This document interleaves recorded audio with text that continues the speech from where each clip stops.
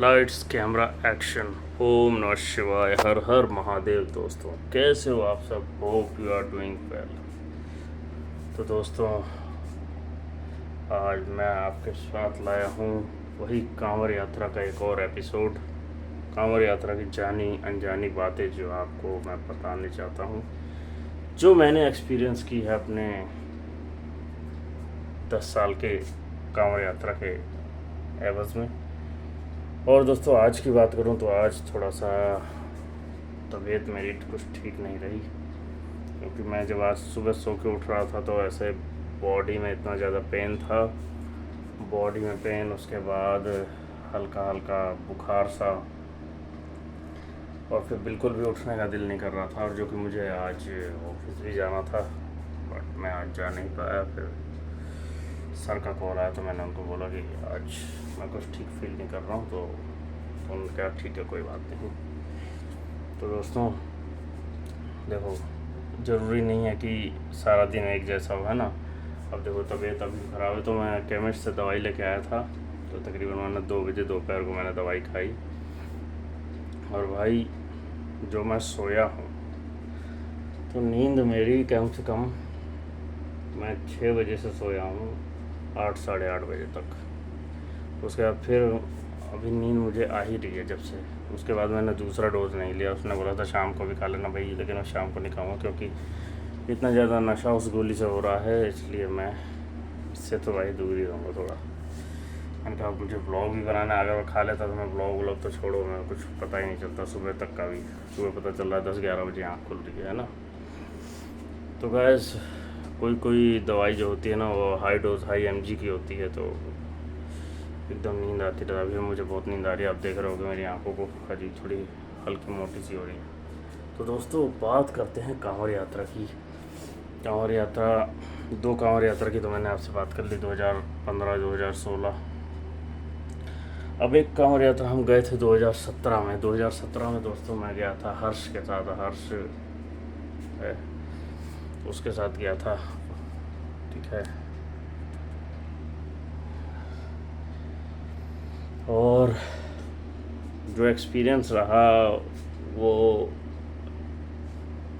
बराबर सा था, मतलब बहुत ज़्यादा ठीक भी नहीं, मतलब बहुत ज़्यादा ख़राब भी नहीं, बहुत ज़्यादा अच्छा भी नहीं, बहुत ही एवरेज।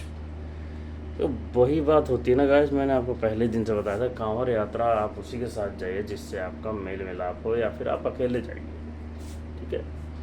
मेल मिलाप नहीं है तो आप अकेले जाइए, अकेले अपना सफ़र कीजिए, वो ज़्यादा बेटर है। लेकिन जाओ उसी के साथ जिससे आपका तालमेल बनता हो दिल से, है ना।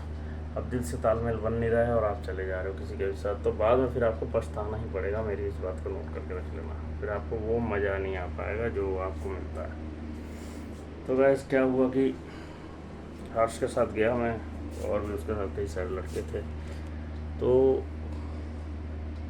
कुछ बाइक में भी दिक्कत आने लगी मेरे, कुछ उसमें पता नहीं क्या दिक्कत थी उस टाइम में, 30-53 में, है ना।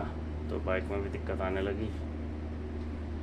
फिर उसके बाद क्या कहते हैं कि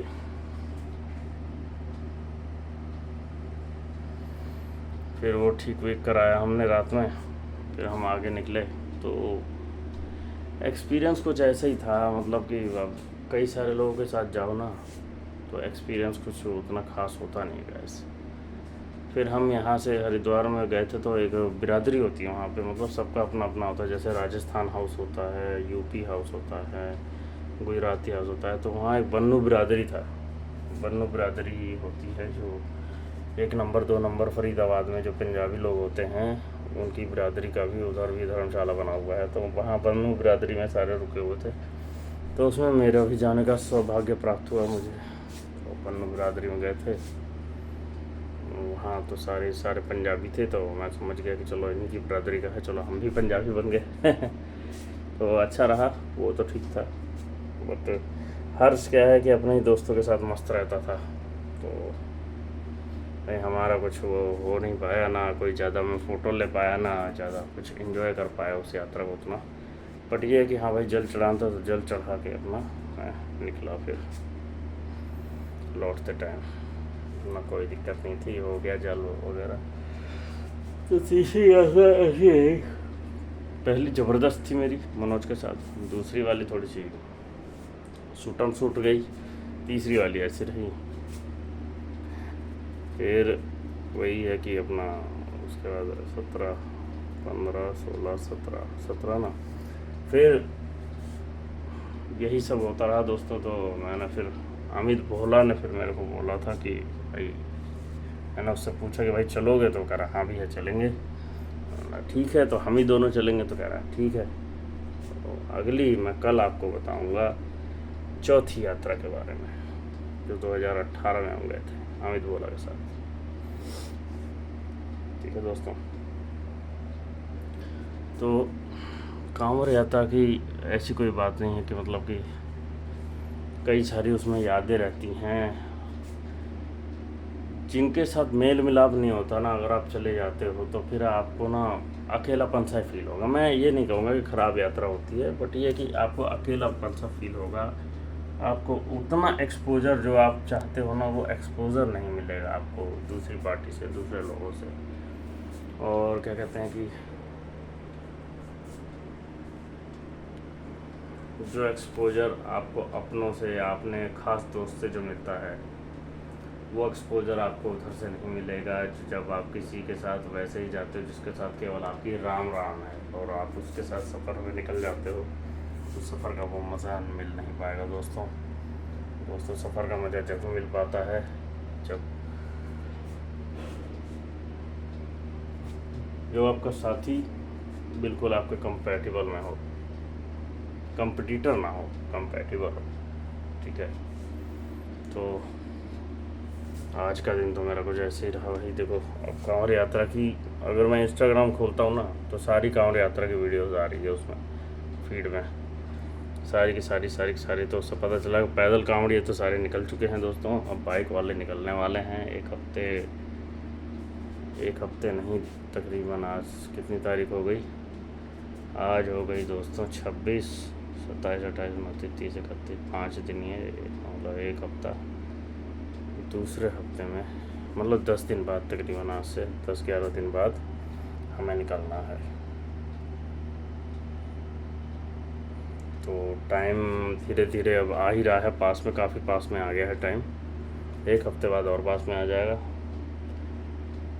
नेक्स्ट वीक मुझे बाइक सर्विस करानी पड़ेगी। 1 अगस्त को मुझे बाइक सर्विस करानी पड़ेगी, क्योंकि फिर टाइम नहीं मिल पाएगा उसके बाद।